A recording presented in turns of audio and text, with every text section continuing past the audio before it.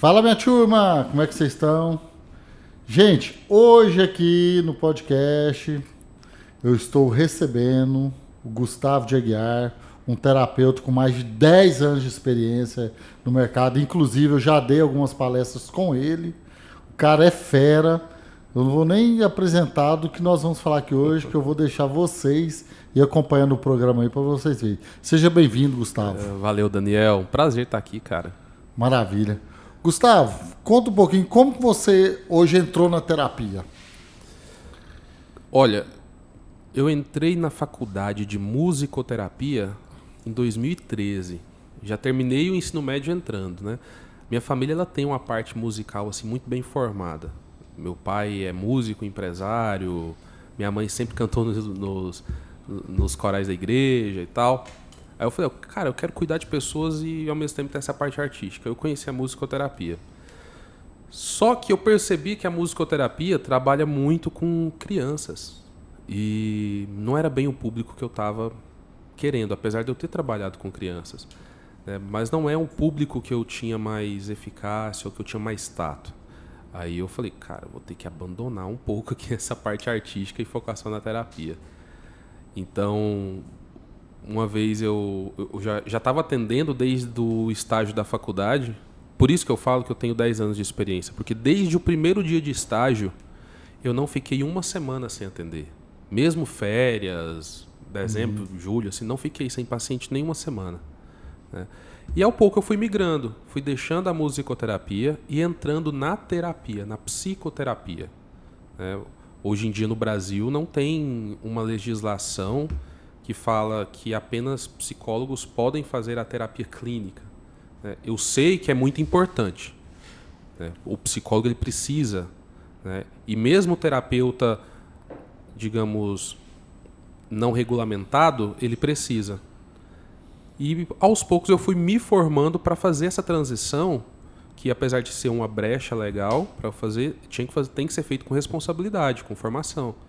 E fui adentrando, estudando com Ítalo Marcilli, sendo mentorado do Dr. Jorge, né, fazendo cursos aqui e ali. E aos poucos a gente foi transitando. Hoje eu atendo aí como terapeuta de fato, né? Ô, Gustavo, você acha que hoje, porque eu vejo por um lado assim, assim, na Europa, nos Estados Unidos, já era comum as pessoas lá procurar um terapeuta. Aí eu estou notando aqui no meu estúdio, pelos marketplaces que eu estou fazendo, que o brasileiro, o goiano, eles estão assim, aceitando mais fazer uma terapia. Você acha que isso está acontecendo de verdade? Me fala o que você está achando do mercado hoje. Porque antigamente a pessoa fala que eu não vou num terapeuta, eu não sou louco. Eles igualam vocês muito com um psiquiatra, né? Às vezes, né? Sim. Eu mesmo tenho uma conhecida que eu falo, ela precisa de um terapeuta urgente. Eu já até te falei de você pra ela. Só que ela não aceita ir. Ela, que é isso, gente? Eu sou normal. Não é. Você precisa de um terapeuta. Entendeu? Porque assim, igual o meu filho mesmo, o Cauã. O Cauã, há muito tempo atrás, eu quis que ele fizesse uma consulta com um terapeuta amigo nosso, uma terapia, para mim descobrir qual que é o temperamento dele, que são coisas que a gente vai falar daqui a pouco. Entendeu? Porque aí o que você acha, assim? O que está acontecendo? Você acha que o pessoal está procurando mais hoje? Está aceitando? Está evoluindo? Olha, vamos primeiro falar assim, precisar, todo mundo está precisando. Então, assim, o mercado ele está muito propício, digamos, para quem quer seguir na área. Porque todo mundo precisa e a quantidade de terapeutas formados, e aqui eu vou colocar bem falando assim, ó, os terapeutas bem formados e os não tão bem formados, se juntar essa galera toda, não consegue atender todo mundo que precisa. Não, consegue não. Não, precisa muito. O problema hoje é duas coisas, né? Primeiro, fator econômico. O fator econômico ele está mais ligado dentro da cabeça das pessoas, tá? Porque hoje em dia ninguém deixa de fazer um clareamento que custa R$2.000 com dentista, ninguém deixa de pagar R$600 por mês em iFood, ninguém deixa de... Assim, gente, eu não estou falando de todas as classes, né? Mas vou colocar a classe média, assim. Vamos ser sinceros, muitas pessoas pagam isso, sabe?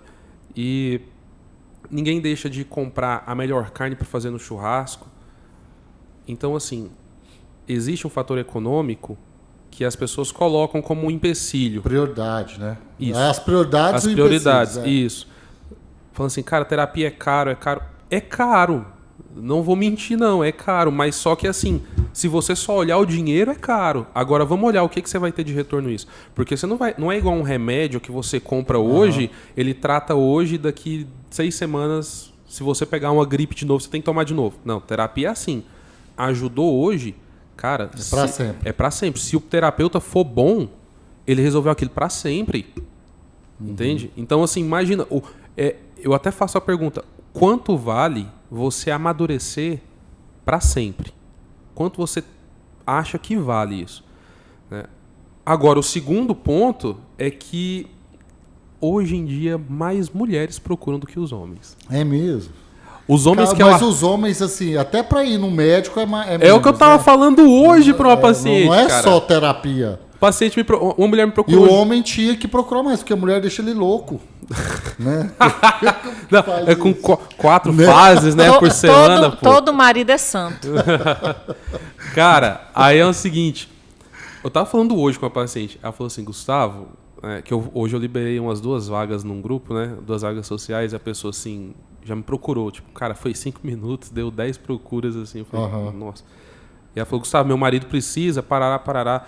O que você acha? Você acha que eu converso com ele ou você fala com ele? Aí eu falei assim, olha, você já percebeu que nem para marcar médico o homem marca? O homem não marca médico, o homem nada. Até nosso filho, Cauã, que é homem, pra gente convencer ele para conversar com o terapeuta foi uma luta, cara. Você vê, ele era um adolescente, né? É normal o homem ser mais fechado. Então, tem procura? Tem muita, tá? Muita mesmo. Mas para os terapeutas eu já vou falar, fiquem tranquilos, 99% de quem vai te procurar são mulheres mesmo. Às vezes procurando terapia para o filho ou para o marido. Isso. Mas ela procura. Isso mesmo, quem teve a ideia foi a Jaqueline. Sim. De procurar um terapeuta. A gente descobrir a personalidade. Eu estou falando muito aqui dessa coisa de personalidade. Vamos entrar no assunto. Vamos o que lá. é um temperamento? Só, pessoal, vamos começar do início. Vamos lá. Hoje, o que eu entendo de temperamento é uma estrutura mineral do homem que não se altera desde o nascimento até a morte, mas que pode ser, digamos que, contornada pela personalidade. Tá. Ou seja, aquilo que é bom do temperamento, a gente pode aflorar mais, e aquilo que é ruim, a gente pode contornar e, digamos, consertar. Mas não é que a gente apaga. É que a gente, pela personalidade, a gente melhora. Aí que tá. Vamos diferenciar personalidade e temperamento? Vamos falar, tipo assim, o temperamento é diferente do comportamento. Isso. A gente nasce com temperamento. Só para o pessoal entender. Temperamento, a gente nasce com ele, morre com ele. E morre com ele. É não o temperinho. Muda, a gente pode lapidar. Isso. É o temperinho que Deus te deu. Você pode ver que tem gente que é mais comunicativa, tem gente que é mais preguiçosa. Não fala os nomes ainda não, eu vou chegar lá. Calma. Tem gente que é mais explosiva, tem gente que é mais tímido. Então, assim, por mais que essas pessoas desenvolvam, elas vão ter esse chamadinho no peito, assim, entendeu? E ninguém é igual a ninguém, né, Gustavo? Não é. Todo mundo é diferente. Todo mundo é diferente. Hoje, quais são, agora, gente, presta atenção. Quais são os 4 principais temperamentos? Vamos lá. Que a gente nasce com eles. Sim. É bom você falar 4 principais, porque na literatura tem um monte de autor que coloca assim, são 5 temperamentos. Uns falam são 4. Aí eu gosto dos que vêm com múltiplo de 4. Tá. Falando assim, ó, 4, são 12, então fala são os 16, 16, 32. Uhum. Não, vamos falar os 4. Os 4 é mais fácil. Hoje a gente tem um temperamento colérico, o melancólico, o fleumático e o sanguíneo. Temos aí esses qual que era 4. o quinto que eles falam, então? Cara, o quinto seria... É como eu te falei, cada literatura coloca um nome diferente. Quando já vem quinto, já nem é esses 5. Ah, é outros nomes. É outros nomes. Ah, não, mas alguns nomes aí mantêm, são os outros principais, mudam. Então, assim, É porque, vamos lá, quando a gente vai estudar temperamento, a gente olha dentro de uma roda e a gente pode repartir essa roda em inúmeros pedaços. Aham. O pedaço o mais fácil é dividir ela em 4 pedaços. Tem norte, sul, leste, oeste, né? Cima, baixo, esquerda, direita, temos lá os 4 temperamentos. Tem gente que faz uma estrela, divide em 5 e pronto. Tem gente que divide em 12, tem gente que divide em 16, 32.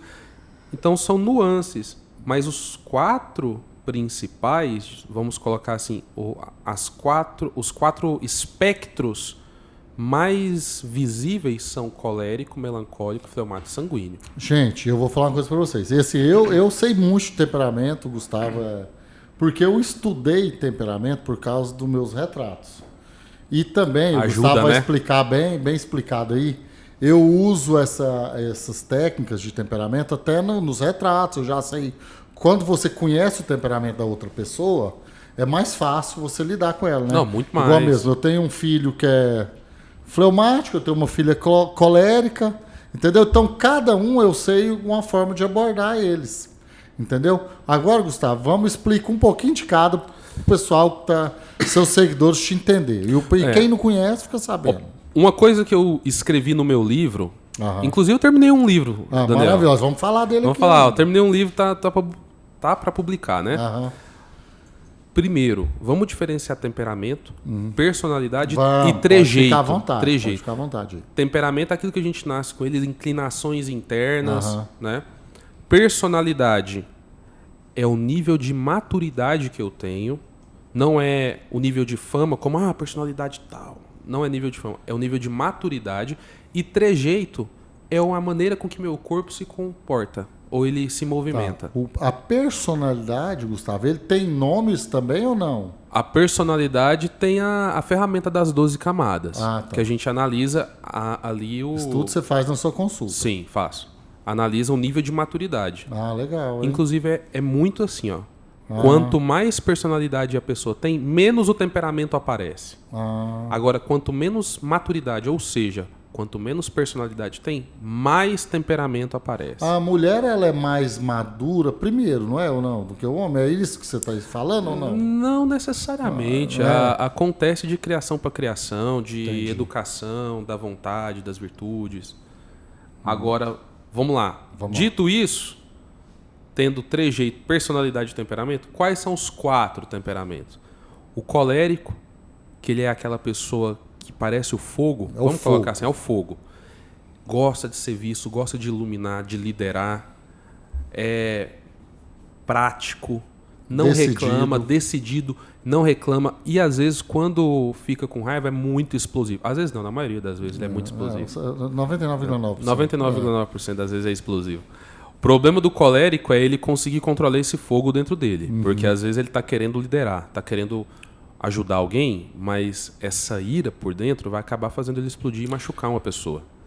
Eu sou colérico, assim, e às vezes eu percebo, às vezes eu explodi e eu percebi que eu não podia ter explodido. Pois é, aí tem Hoje isso. eu me delego muito, isso. Né? Nós temos isso. Cara, o colérico precisa aprender a delegar, porque ele é aquele assim, ó, ele tem um sentimento que ele sabe fazer tudo que as pessoas ao redor dele estão fazendo. Ontem mesmo eu tive uma explosão, assim, por causa de uma bobagem.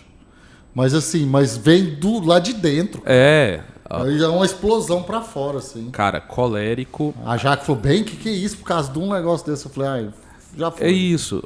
Já foi. São os dois que fazem isso, que fazem primeiro antes de pensar. É o colérico e o sanguíneo. O sanguíneo, ele é quase igual ao colérico. Ele é reativo do mesmo jeito. Faz primeiro e pensa depois. Só que o sanguíneo, ele faz isso na presença humana e também ele esquece muito fácil daquilo que aconteceu com ele. Ele não guarda forma, não guarda rancor. Assim, quando a gente fala de rancor, todo mundo guarda em certa medida. Só que o colérico tem uma tendência a mais para guardar. O sanguíneo não. É claro que vamos falar assim, alguém chegou e te deu um tapa na cara. Cara, pode ser qualquer temperamento vai guardar. É lógico. Óbvio. Isso aí, todo mundo tem um pavio. Todo mundo tem um pavio. Agora, o negócio é... Vamos colocar assim que... Se a esposa de um homem é colérica e ela fala assim, olha, não deixe toalha na cama. Aí o cara vai lá e esquece de deixar toalha na cama. O sanguíneo esqueceu. Cara, ela vai lembrar disso a semana toda. E se tiver uma briga, ela vai retornar essa toalha na cama lá de trás e vai colocar 200 junto. vezes. 200 vezes. O colérico, ele tende a ele é um fogo que acende rápido. O sanguíneo não, o sanguíneo é igual ao ar. Você soprou, Aham. ele Qual sai que é rápido. Mas Fala outra esquece. qualidade, assim, qualidade e desqualidade no sanguíneo. Sanguíneo, ele é sociável demais. Ele é aquela pessoa que Muito, gosta de aparecer, gosta de ser chamar brincalhão, né? Quando a gente fala chamar atenção, diferente do colérico, assim, o colérico ele quer aparecer, mas ao mesmo tempo ele é reservado, porque Ele ele quer aparecer como líder. isso. O sanguíneo, ele quer aparecer enquanto humor, brincalhão, Entendi. sociável, a pessoa que fala encostando no outro, Entendi. né? Tudo pra ele é tranquilo. Agora, qual que é uma desqualidade do sanguíneo, vamos colocar assim? Se ele não tomar cuidado, ele se torna inconveniente. Sei. E até mesmo muito, muito, muito irresponsável, Falando no arquétipo, esquecido. que é o bobo da corte. Quase isso, quase Aham. isso. Sanguíneo, ele tem gente que hoje em dia está sendo diagnosticada com TDAH e na verdade não tem TDAH, é sanguíneo. Hoje parece que eles estão procurando tanto esse TDAH e às vezes não é o TDAH. Não Pô. é. Tem outras coisas além de ser TDAH. É igual você está explicando aí, é o temperamento do cara. Sim. Entendeu? Hoje em Ele dia- é assim. O sanguíneo, ele tem muito essa inconveniência se ele não tomar cuidado. Aquela pessoa que esquece fácil das obrigações, que é ligada no 12, mas é ligada no 12 para tudo, menos para aquilo que ele tem que fazer. Entendi. Entendeu? E o fleumático? Aham. Eu sou fleumático. O Cauã também. O fleumático, vou até pedir desculpa. Eu vou falar muito bem do meu temperamento. Aham. O fleumático ele adapta em todas as O situações. fleumático adapta, cara. Ele é igual à água. Você colocar água na caneca, você pega a forma da caneca. Você Aham. colocar água na jarra, pega a forma da jarra. Então a água, ela toma a forma do lugar onde ela tá. Ah, o fleumático, se ele ficar perto de um colérico, ele vira um colérico. Não é que ele vira, Eu mas, entendi. mas ele ele comporta igual se o colérico. comporta igual. É um dos mais Aham. difíceis de diagnosticar, porque o fleumático ele mistura muito, entendeu? Agora o fleumático é o seguinte, tem um ponto negativo. Igual a água. Se você perceber, a água ela não movimenta sozinha. Se não é o calor do fogo, ou seja, do sol para esquentar, ou do fogo mesmo embaixo da panela para esquentar uma água, ela fica quietinha. Mas se ele vem, a água evapora e sobe, né? Depois que a água tá lá quietinha na nuvem, vem o vento, sopra, a chuva vem, a água desce. Aí vem a terra começa a inclinar, a água vira rio e vai para o mar. Então, ou seja, a água sempre está fugindo de todo mundo, mas ela sempre está sendo movimentada por todo mundo. Qual que é fala uma qualidade e uma desqualidade do fleumático. Serenidade e prudência são qualidades do fleumático. O fleumático ele consegue ser muito sereno em quase todas as situações da vida. Ó, pra você ver. Meu filho, eu entrevistei um professor dele aqui no início da semana agora, professor dele, o cara tem mestrado, inclusive vai no ar hoje o podcast dele. Aí eu fiz a postagem, a Jaque falou assim, não, Cauã, põe o Cauã na mesa pra ele participar. Aí o Cauã viu a postagem, pô, pai, eu vou participar, ele nem sabia. Aí ele falou assim, foda-se, vamos lá, vou participar. Você tá entendendo? Ele não... Cara, fleumático. Aham. Agora eu vou te contar um negócio. Qual que é o lado ruim do fleumático? Você deve saber isso também por conta de seu filho ser. Eu sei. Aí, ó, é muito expressivamente, não interiormente, mas ele aparenta ser muito, não é antipático, mas é não empático, vamos colocar assim. Frieza. Frieza. Se você contar uma notícia ruim pro fleumático, ele vai fazer uma cara assim, ó, de normal. Paisagem. Se contar uma notícia boa, mesma O coisa. fleumático, ele é aquele cara, ganhei na loteria! Amanhã eu vejo isso, aí guarda o bilhete. Sim. Você lembra, eu esqueci o nome agora, cara, daquele jogador de futebol que eu coloquei na palestra. Eu não lembro, não, eu sou ruim de futebol, mas eu lembro. Eu lembro de você falar dele lá. Sim. Da comemoração do gol, não é? Sim, tem um jogador de futebol que ele... Foi do Brasil. Eu esqueci o nome agora, cara. O cara fez o gol da decisão. A decisão saiu normal, comemorando de boa. Perdeu a Copa do Mundo. Saiu normal também, cara. Agora, se fosse um sanguíneo, saia dando piruleta. Não, você viu o que aconteceu? Neymar tomou cartão vermelho? Né? O Neymar é sanguíneo? O Neymar é sanguíneo. Já viu? O Neymar teve um cartão que ele tomou porque ele comemorou o gol tirando a camisa. Ou seja, impulsivo. Faz primeiro, pensa depois. E ele sabia que era proibido. Sabia que era proibido, mas na hora do gol, a impulsividade foi tanto que ele esqueceu. O fleumático nunca faria isso. E agora vamos lá, o melancólico. O melancólico... Fala primeiro, assim, igual você está explicando. O melancólico, ele é tipo a terra. Né? Ele é quieto, muito rígido, mas muito certeiro do que ele quer. Ele é quase igual ao colérico no sentido assim, Juliana. Guarda rancor, guarda as coisas. Nossa, Juliana. O melancólico, ele guarda demais. Muito. O melancólico, eu falo que ele tem até uma... Assim, ele tem até parece que ele tem uma pendência afetiva o resto da vida pela pessoa. Que não... É a mesma coisa do colérico, só que o colérico, ele consegue evocar isso e queimar. Então, na hora que queimou, consumiu, foi embora. Mas está guardado ainda. Agora, o melancólico, ele não queima. Ele não consegue tirar de dentro da terra e jogar para fora, entendeu? Um dia eu ouvi uma explicação sua que eu tinha muitas dúvidas do melancólico. Aí um dia você explicou que o melancólico ele é uma pedra, uma base, e que, por exemplo, para resolver os problemas, para ajudar as pessoas, é o melhor que tem, não é isso? Sim. Né? Conclui. Porque o melancólico, ele, por ser pedra, ele guarda a marca de tudo que acontece com ele. Entendi. Imagina assim, você pega... É o exemplo da pegada. Você pisa na terra, sai ali a pegada na terra e aquela pegada fica por muito tempo. Né? O melancólico, ele guarda as impressões do que acontece com ele, só que ele não tem o movimento. Né? São os dois temperamentos frios, que é o fleumático, que é a água, e o melancólico, que é a terra. São os dois frios, eles não movimentam muito. O melancólico é muito estático, só que ele deseja as coisas do alto. Por isso que vem o nome melancólico. Porque às vezes ele deseja tanto que ele não consegue, então vem uma frustração interna dele com ele mesmo. Agora, o bom dele é que ele é muito certo e decidido no que ele quer, ele medita muito, ele pensa muito, muito perceptivo. Né? O lado ruim é que ele é muito quieto. O melancólico, ele tem facilidade de choro? Tem. Assim, ele guarda, parece que ele... O melancólico, eu tô tirando essas duas, que o que eu mais tenho dúvida é o melancólico. O melancólico, por exemplo, ele tem que ser mais adulado do que os outros, não é? Por exemplo, vai ter uma festa de família. Aí, por exemplo, então o convite está lá no grupo. Festa, almoço, domingo, vamos supor. Pô, você não já sabe, almoço domingo, vou lá almoçar. Aí o melancólico liga lá na casa da pessoa. Se a pessoa não falar assim, você vem almoçar aqui domingo, ele acha que a pessoa não quer ele lá, né? O convite tá lá pra família, pra todo mundo. O melancólico tem não isso também. Não tem isso, essa pendência, assim, ele, de carinho, assim, sei lá. Não, digamos que ele é um pouco mais sistemático.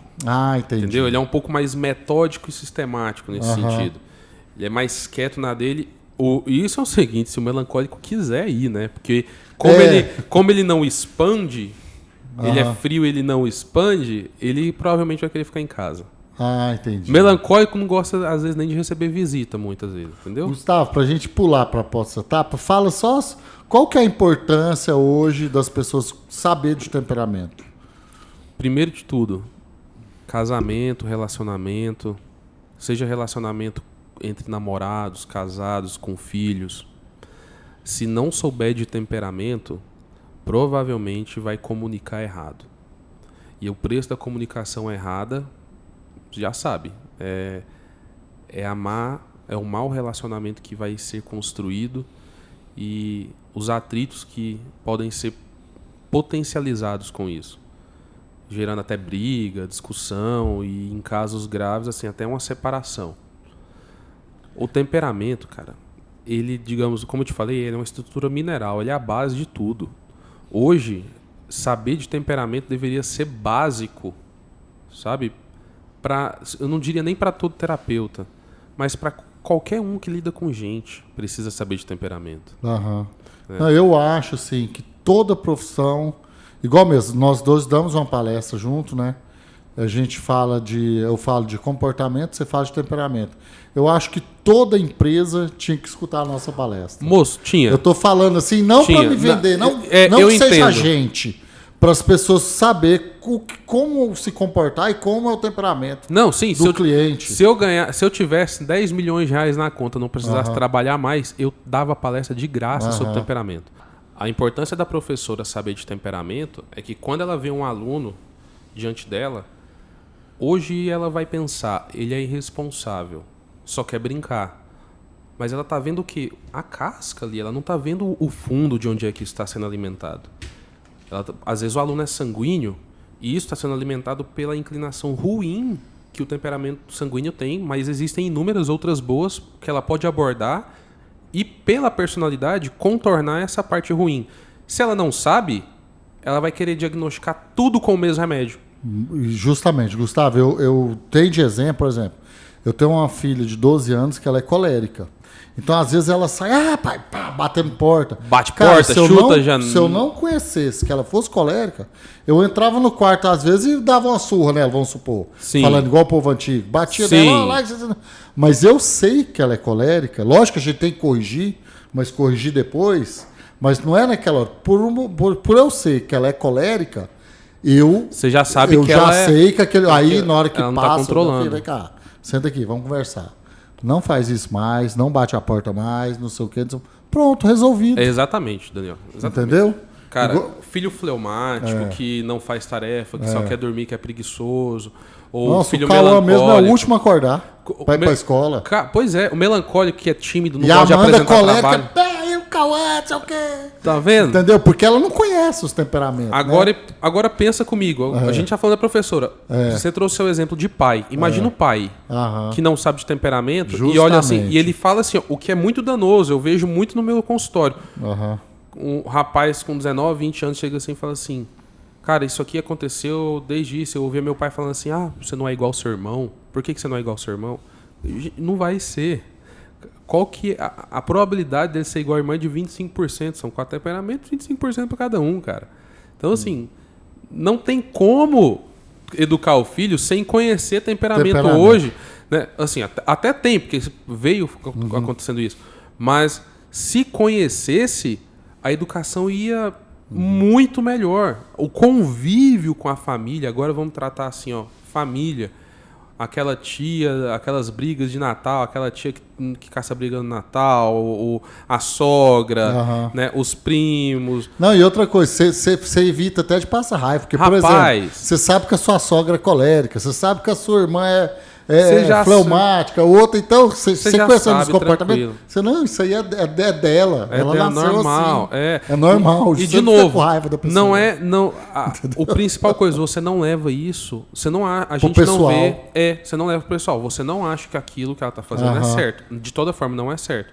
Porque ali também, ela não tá fazendo para te provocar, isso, o jeito mas dela. Esse é o ponto. Certo, não é de todas as formas. A preguiça, a preguiça do fleumático, a ira do colérico, a timidez do melancólico, a frustração do melancólico ou a inconveniência do sanguíneo, isso tudo é errado, independente. Não é porque ele tem temperamento que eu vou usar o temperamento de muleta, né? Lógico, Fala assim, é porque eu sou colérico. É por isso que a pessoa tem que saber, porque ela corrige. Isso. Tipo assim, ela delega aquilo ali. Exatamente. Entendeu? Então, assim, mas o primeiro passo que já pode ser dado isso não é pessoal. Na hora que eu faço isso, me dá uma paz de espírito, cara. Nossa. Ô, Gustavo, agora vamos para a segunda etapa. Amadurecimento. O que é um amadurecimento? Vamos lá. Pegando o gancho do temperamento, é quando o temperamento não aparece tanto.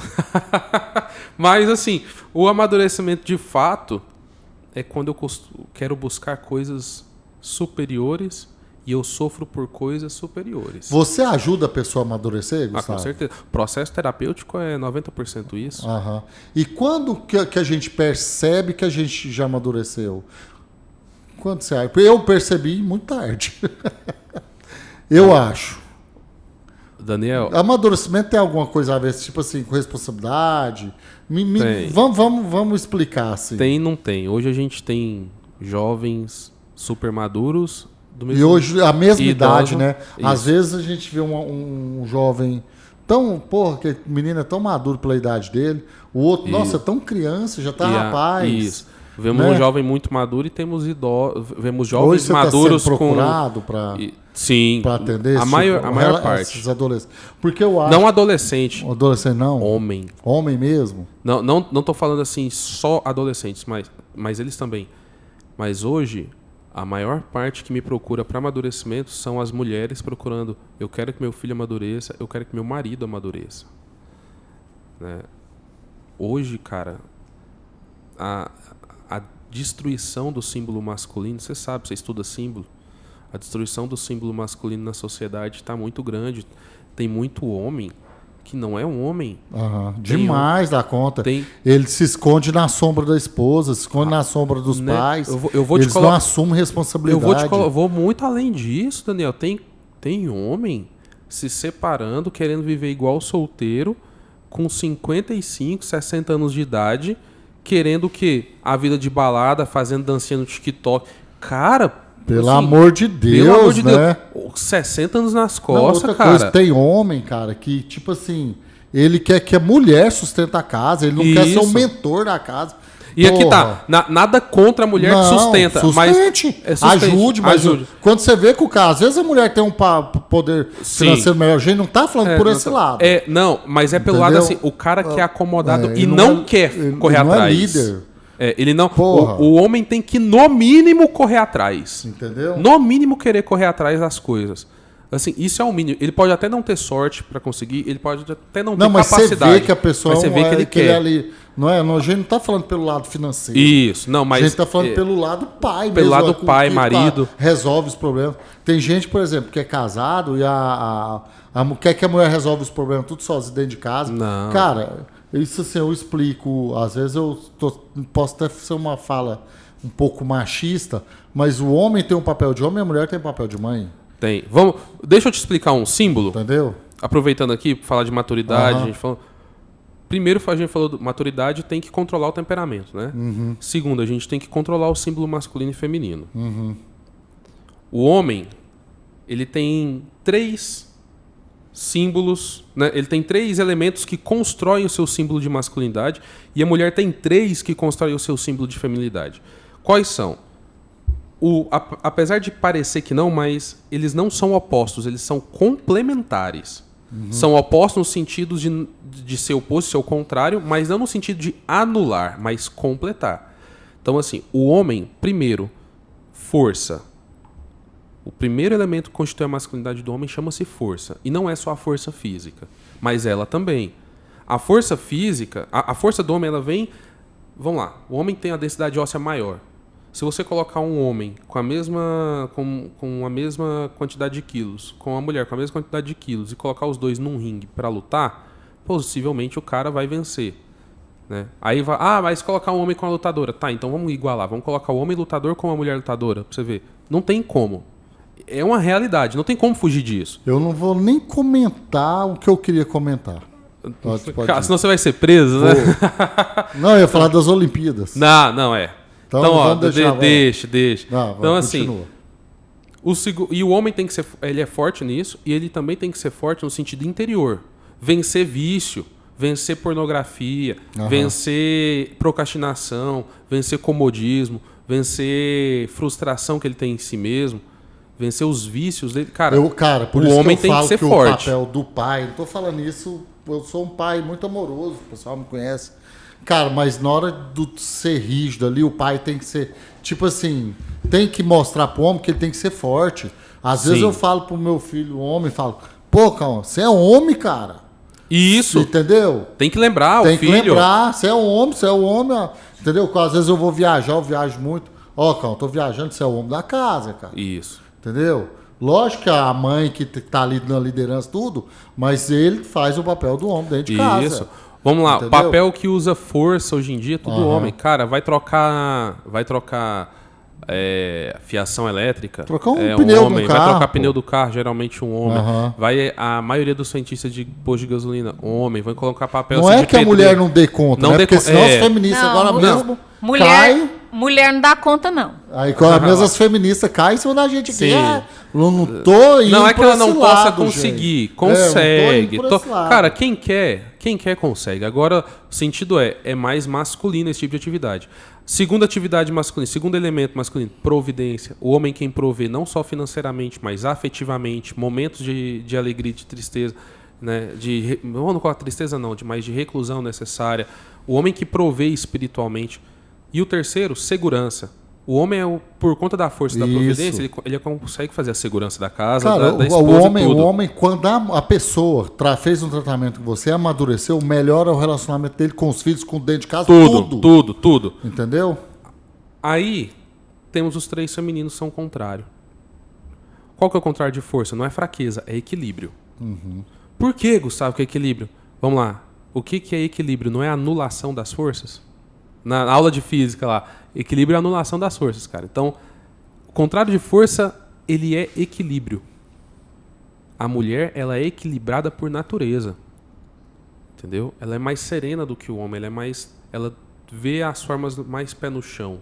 Agora, segundo, que complementa, não que anula, mas que complementa providência, enquanto o homem provê, a mulher é administrativa.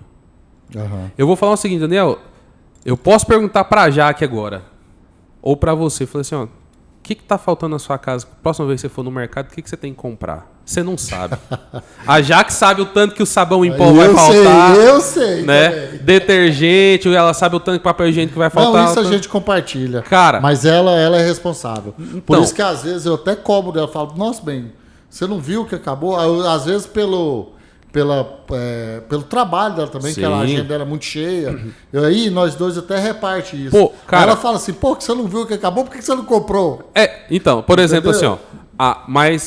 Quando eu falei isso aqui, compro. a maioria dos homens, cara, não sabe o que tá faltando dentro de casa. Ele tá preocupado assim, o homem provê, ele traz pra dentro. Ele dá o dinheiro pra ele dá o comprar. dinheiro. Não, às vezes ele vai lá e compra no mercado, ela passa a lista pra ele vai lá e compra.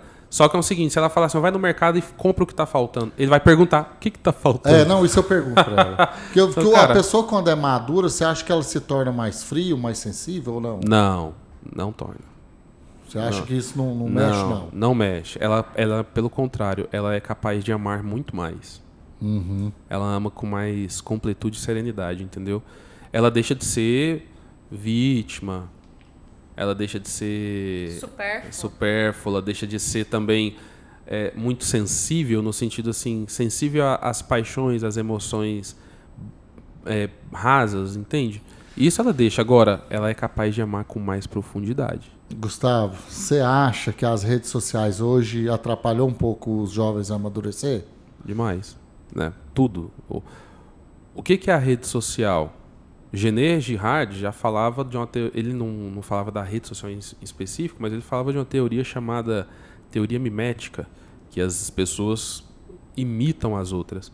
O que é a rede social? É um canto onde eu basicamente faço assim, ó, quem posta, vamos colocar assim de forma grosseira, tá? Se a pessoa não tiver controle, se ela não tiver, digamos que uma consciência, ela vai perceber que quem posta usa do orgulho e quem consome usa da inveja. O orgulho de olha só como eu sou e a inveja de eu queria ser assim. Isso é a rede social. Então atrapalha muito. Não significa que não possa ser usada para o bem. A pessoa, o que vai preencher a ferramenta é a maturidade da pessoa. Então, se a pessoa for madura, ela consegue usar da melhor forma possível. Agora, se a pessoa for imatura, acaba que tem uma bolha. Inclusive, o termo bolha. O termo bolha é o seguinte, você gosta disso, então você só vai ver isso. Isso é aprisionar a pessoa, cara. Ela não vai sair dali, ela não vai ver coisa diferente, entende? Ela não vai ver a opinião contrária. Vamos colocar aqui, quem vota na esquerda só vai ver coisa de esquerda no Instagram. Quem vota na direita só vai ver coisa de direita. Isso. Então, assim, não vai ter como comparar e tirar dali o suprassumo do conhecimento ou da opinião própria. Ela está imitando só. Então, atrapalhar? Atrapalha. Mas não só ela, entende? O ambiente de casa atrapalha muito mais a imaturidade.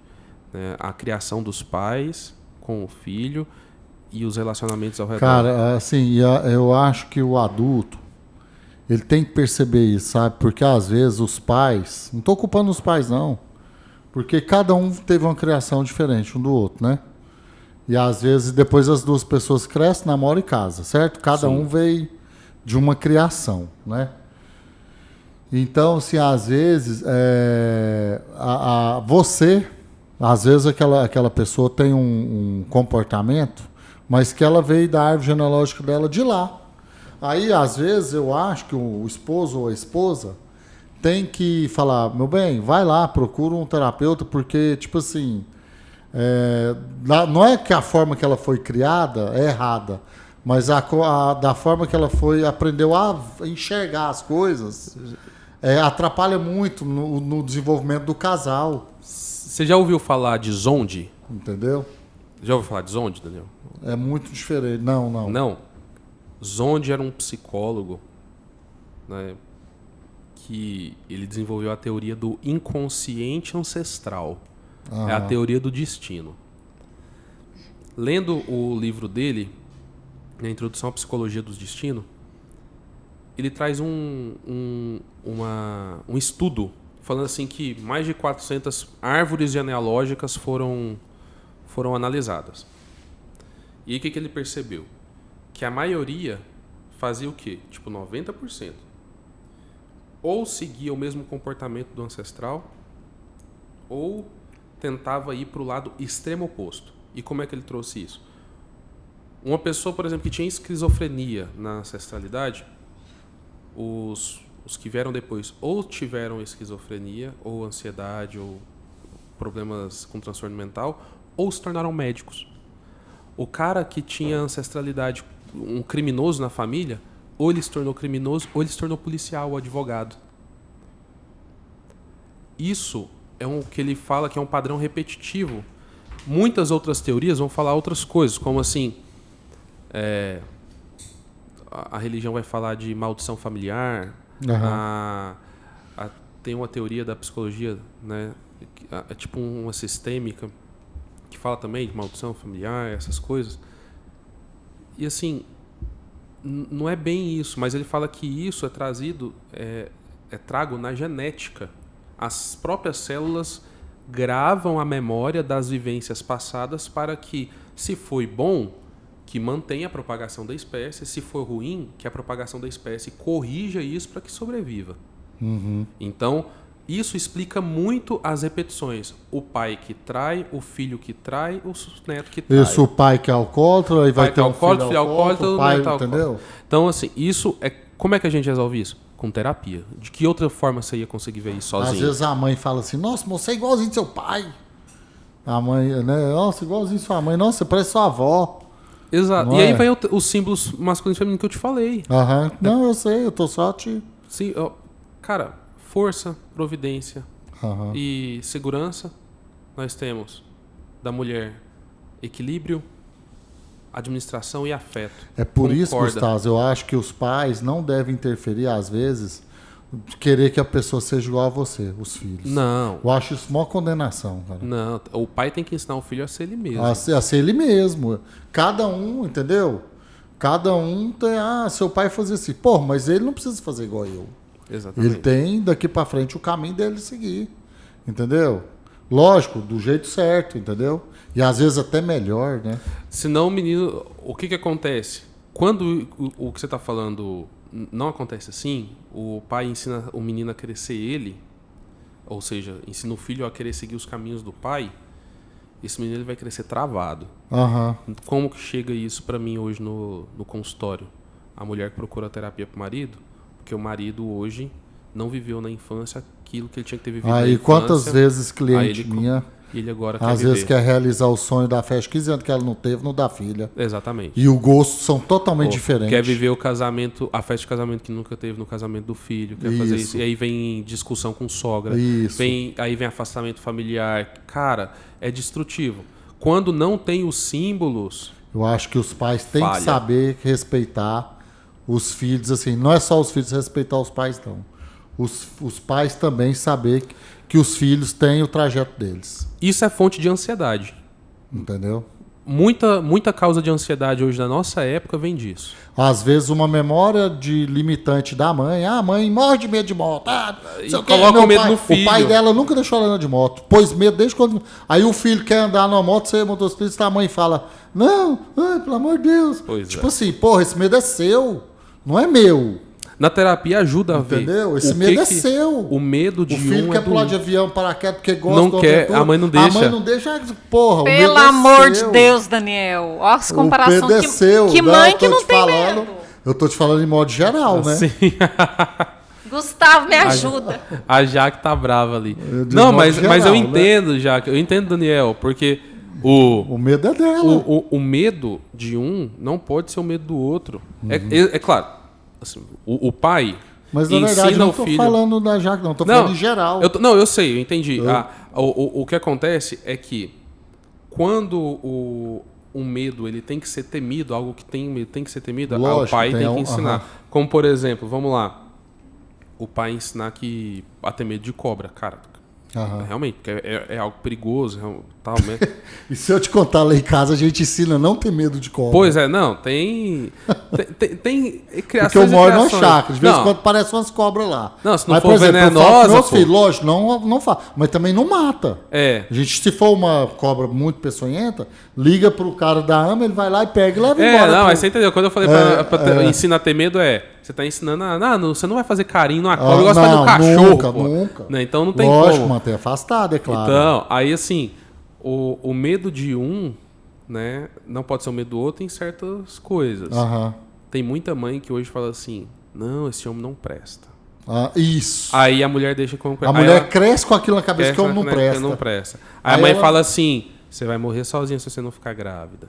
Né? Aí vem a sogra e fala pra ela assim, você tá ficando velha pra ter filho. Aham. Ou seja, Você deve cara, estar escutando isso, né, Gustavo? muito. Porque você casou e não teve filho ainda. Não, A mas Jaque assim, mesmo te cobrou um filho hoje aqui. foi. Mas assim, o que acontece Eu pra quero pessoa fotografar madura? o parto da esposa dele rápido. Vamos fotografar. Mas o que acontece, cara? Pra pessoa Sempre tem madura, alguém, né? pra pessoa madura que escuta, ela vai escutar e falar assim, cara, tipo... A vida é minha. Nem só isso, ela vai falando, que fofo. Tipo, a pessoa tá preocupada, que fofo, né? Tipo assim, eu não Ah, vou não, ser Gustavo, fofo. para, tem dó. É só Não. você que pensa assim. Não, eu juro que é eu porque penso. você terá o peso. Não, eu juro que eu penso, que fofo. Agora, Eu mesmo odeio que dê palpite na minha não, vida. ixi, a pessoa pode palpitar na minha o tanto que ela quiser, porque eu só vou seguir aquilo Ele é que eu acho fleumático, certo, pô. esqueceu? Ah, é. Eu E eu sou fleumático. colérico, né? É verdade. Eu já quero enforcar. Falo, bicho, cuida da sua Não. vida. Nem se atreva a mexer na minha. Cara, eu adoro as minhas sessões por conta disso, porque às vezes eu consigo fazer minhas pacientes rir, dando uma risada muito louca. Eu vou te contar o que eu falei pra paciente fazer esses dias, né? Ela falou assim, Gustavo, tô num relacionamento tóxico, tô há 2 anos com um cara, o cara divorciou, não... Quer saber de nada? eu não vou citar nomes, né? Porque É, não antiético, fala não, pelo amor de Deus. Então assim, eu vou assim e tal... E tô há 2 anos com ele já se divorciou, mas não assinou o papel, e não quer tirar foto comigo, não quer me assumir, não leva pra conhecer a família dele, e ele já conheceu toda a minha família. Eu falo que eu amo ele, ele não fala eu te amo de volta. Aí eu falei assim, cara, você tá sabendo que você não tá namorando, né? Você tá solteira. Porque assim, pô, se o cara não te assume publicamente, você tá solteira. Você tá tentando. Aí ela falou assim, não, e ele falou que o dia que eu publicar uma foto Com ele. é término. E assim, Gustavo, eu não sei por Ah, que eu tô então com ele não largou da outra. Calma. Eu, como sou terapeuta, Não, já sei disso. Pois é. Tá E com aí- as duas. Aí eu vou te falar o seguinte, ela falou, ela me procurou porque queria terminar com ele, mas não consegue. Aí eu falei assim, na hora que ela falou esse negócio da foto, eu falei, criou cara, uma pendência afetiva. foi dependência. Eu falei assim, estratégia boa demais de fazer, ué. Posta uma foto com ele. Não. Ué, assim, se não, você tá com dificuldade de terminar, se postar a foto vocês não vão terminar? Então posta a foto. Eu acho que se ela postar, ele vai terminar com as duas. Aí, não, mas aí o problema é É dele. dele. Né? Eu não tô tratando ele. Mas é o problema do homem canalha, né? Isso. Então, assim, aí o que acontece? Ele de fato tava divorciando, não vive mais na casa da ex. Né? Mas a gente sabe que tá casuso. Então, assim, falei pra ela, posta a foto, vê o que acontece. Não é aniversário dele? Aí ela falou, aniversário dele, tal dia, tal, vou postar. Ele postou. Cara, O que deu? então, né? Aconteceu que ele viu e ele repostou, mas só para ela ver. Ah, tá. Ele. Ou seja, aí eu falei para ela assim, ó, de duas uma, ou ele vai fazer isso ou isso, e eu quero ver se você vai ter coragem de continuar com ele. Aí na hora que ela viu que ele repostou só para ela ver, ela criou coragem. Aí ela foi lá e terminou. Às vezes a pessoa que tá olhando aqui agora esse podcast tá assim, cara, como é que pode uma pessoa chegar nesse ponto? Fala, cara, isso é só um problema. Imagina assim, todos os problemas que a gente tem, a maioria é como que a gente pode deixar chegar nesse ponto. Ô, Gustavo, eu tô vendo aqui, a gente vai falar agora de simbólica, de símbolo, de... O que você tem para esclarecer pra gente, para me aprofundar aqui com você? Ó, na minha formação como terapeuta, a base de tudo é o conhecimento simbólico. Porque é dele que vem todos os outros. O conhecimento filosófico, o científico. Aham. Né? Agora, conhecer os símbolos é conhecer o que uma coisa se conecta. Essa conversa que a gente estava tendo agora é profundamente simbólica. Os temperamentos com os 4 elementos. O homem e a mulher como contrapostos. Né? O relacionamento, as pessoas. A gente está fazendo símbolo o tempo todo.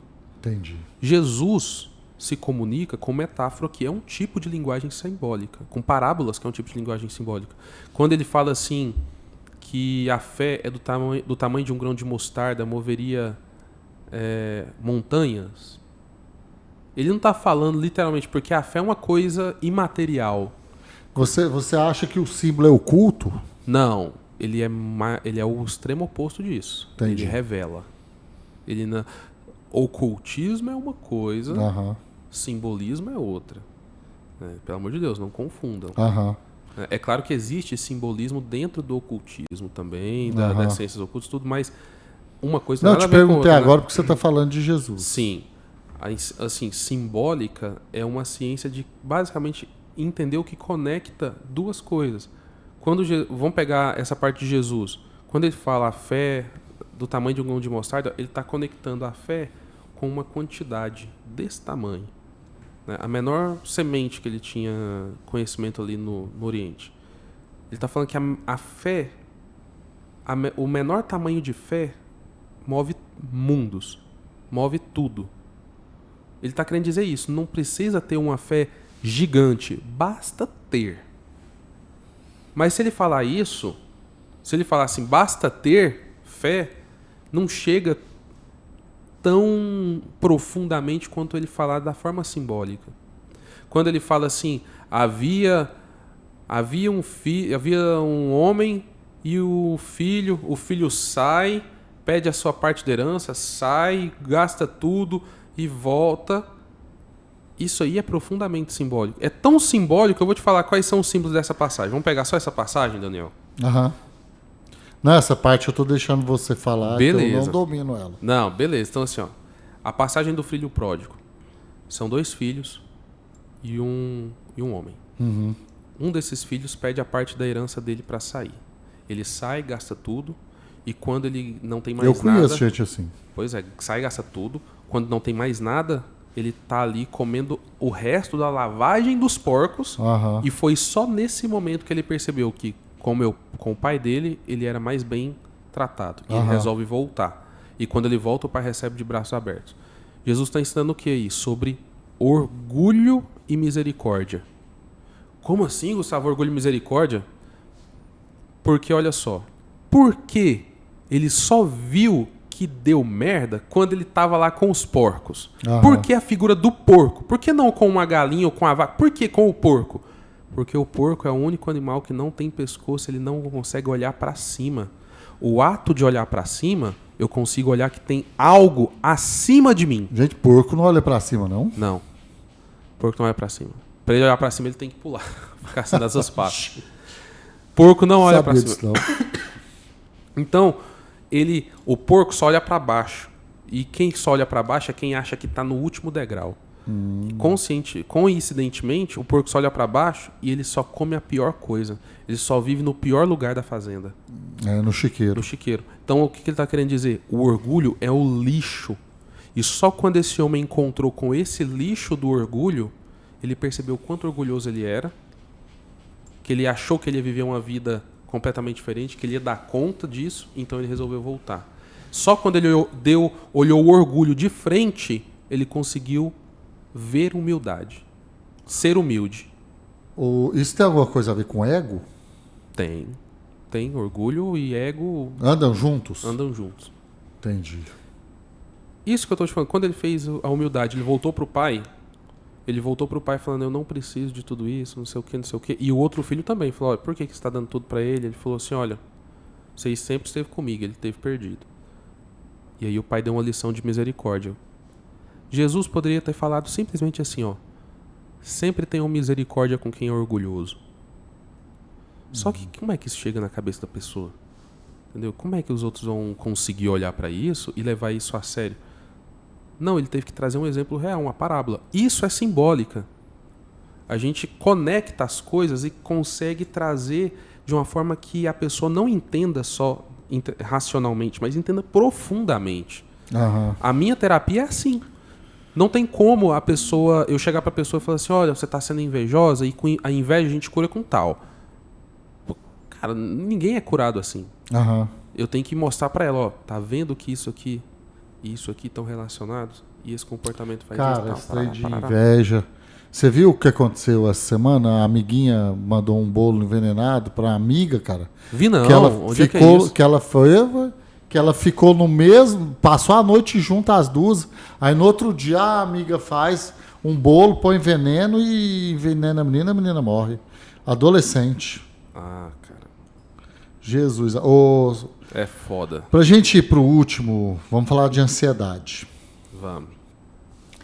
É a área que eu mais domino, hein? Quando que a pessoa descobre que ela tá ansiosa? Existem alguns sintomas. Ou tem que ir no terapeuta, o terapeuta fala, cara, você é ansioso. Não, vamos lá, terapeuta não diagnostica não, ele pode até levantar, né? Mas é o psiquiatra que dá o diagnóstico. Quando a pessoa fala assim, nossa, pela primeira vez eu sou ansioso. A pessoa fala isso quando ela está começando a ter alguns quando sintomas. Quando ela já está indo pro fundo do poço? Não, nem sempre, mas às vezes. Nem sempre.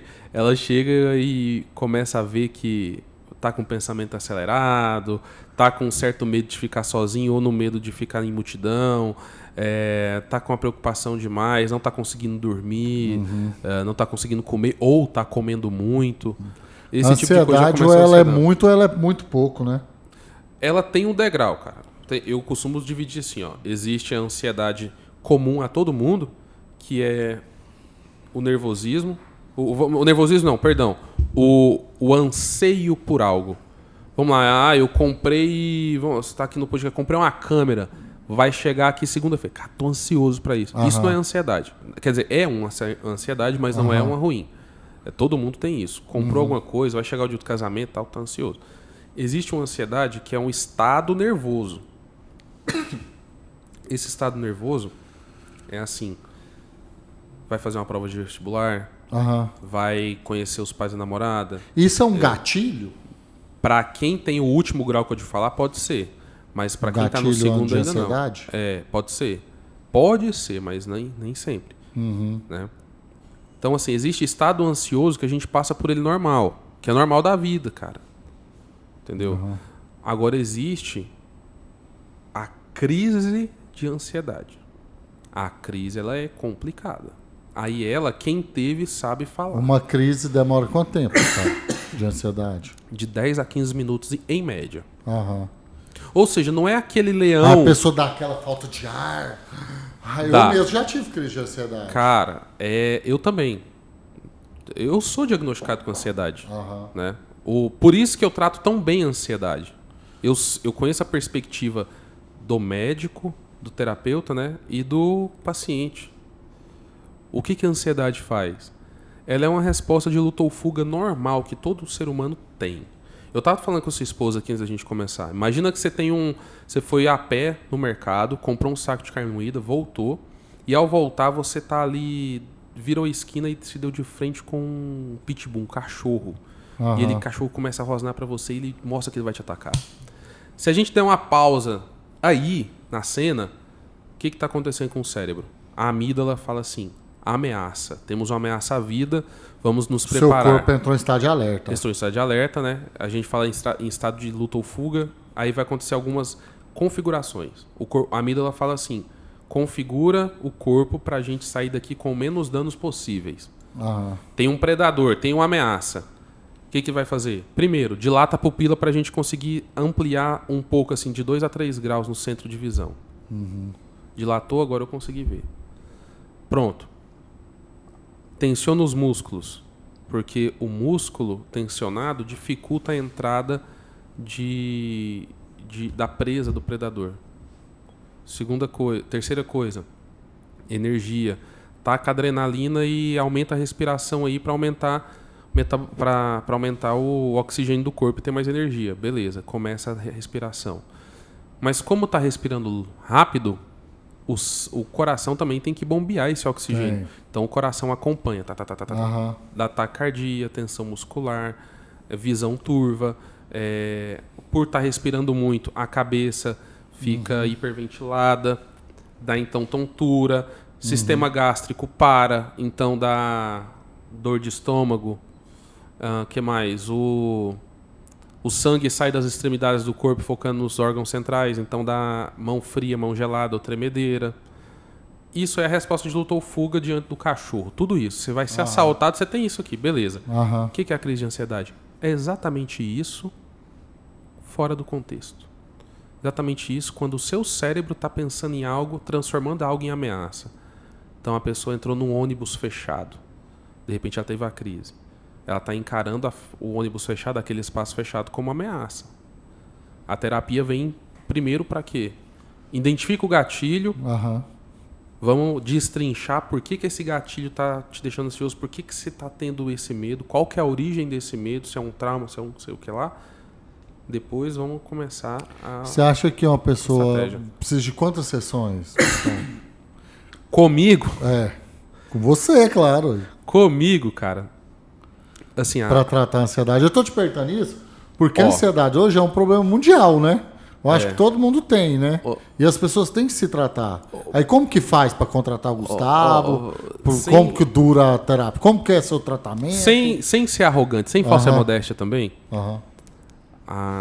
Pessoas que fazem terapia comigo procurando tratar ansiedade costumam controlar as crises de ansiedade em 2 meses. Mas eu vou te falar mais um detalhe.